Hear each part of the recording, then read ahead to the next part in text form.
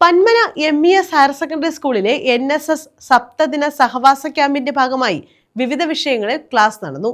സന്നദ്ധം, കരുതൽ, കവചം തുടങ്ങിയ പ്രവർത്തനങ്ങളുമായി ബന്ധപ്പെട്ടും ക്ലാസ് നടത്തി. പന്മന MES ഹയർ സെക്കൻഡറി സ്കൂളിലെ NSS സപ്തദിന സഹവാസ ക്യാമ്പുമായി ബന്ധപ്പെട്ടാണ് വിവിധ വിഷയങ്ങളിൽ ക്ലാസ് നടത്തിയത്. ചിത്രവിലാസം UP സ്കൂളിലാണ് ക്യാമ്പ് നടക്കുന്നത്.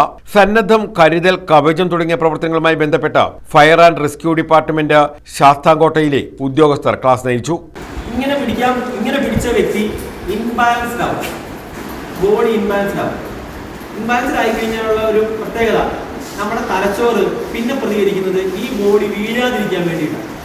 അതായത് എൻ്റെ തലച്ചോറ് ഇരിക്കുന്ന ഞാനിരിക്കുന്ന, അതായത് തലച്ചോറ് വിചാരിക്കുന്നത് ഞാനിരിക്കുന്ന ഭാഗം ഞാൻ വീഴാൻ പോവുകയാണ്, അതുകൊണ്ട് അത് വീഴാൻ അനുവദിക്കരുത് എന്നുള്ള രീതിയിൽ. അതായത് മദ്യപിക്കുന്നത് നടന്നു പോകുന്നുണ്ടോ, കാലങ്ങനെ അകത്തി വെച്ചാണ് അതിതാണ് ഇംബാലൻസ്ഡ് ആവുന്നതെന്ന് തലച്ചോറിന് മനസ്സിലായതുകൊണ്ട് ആ വ്യക്തിയെ വീഴാതിരിക്കാൻ വേണ്ടിയുള്ള ഒരു ശ്രമമാണ് കാലകത്ത് വെച്ചത്.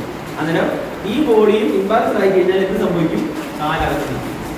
Doctor PK Gopan, doctor Vishnu Mohan, doctor Sangeetha, Arshad Mannani, KP Dinesh, Jayashree തുടങ്ങിയവർ ബോധവൽക്കരണ ക്ലാസുകൾക്ക് നേതൃത്വം നൽകി. NSS വോളണ്ടിയർമാരുടെ നേതൃത്വത്തിൽ പരിസര പ്രദേശങ്ങളിലെ വീടുകളിൽ CPR, മുറിവ്, പൊള്ളൽ എന്നിവ കൈകാര്യം ചെയ്യേണ്ട രീതി കുടുംബാംഗങ്ങളെ പഠിപ്പിച്ചു. എപ്പോഴും ഇങ്ങനെ നോക്കണം, കാരണം അവന്റെ ചെസ്റ്റിന് വല്ല മൂവ്മെന്റ് ഉണ്ടോ, നമുക്ക് ശ്വാസം എടുക്കുന്ന നമുക്ക് അറിയാൻ പറ്റും. അതുപോലെ അവന്റെ ബ്രീത്ത് ഇല്ലെങ്കിൽ നമുക്ക് ചെവിയുടെ അവിടെ ശ്വാസം അടിക്കുന്ന കേൾക്കാം. ഇനി അടുത്ത പൾസ് ചെക്കാം. ഇങ്ങനെ വെച്ചിട്ട് നമ്മുടെ കഴുത്തിന്റെ ഇവിടെയുള്ള വെയിറ്റ്, ഇവിടുത്തെ വെയിറ്റിലാണ് നമുക്ക് പൾസ് അറിയാൻ പറ്റും. അത് ചെക്കാം. അത് ചെക്ക് ചെയ്തിട്ട് അതും ഇല്ലെങ്കിൽ നമ്മൾ chest compression with mouth to mouth breathing കൊടുക്കണം. ക്യാമ്പ് ജനുവരി 1 സമാപിക്കും. News bureau, Chavara.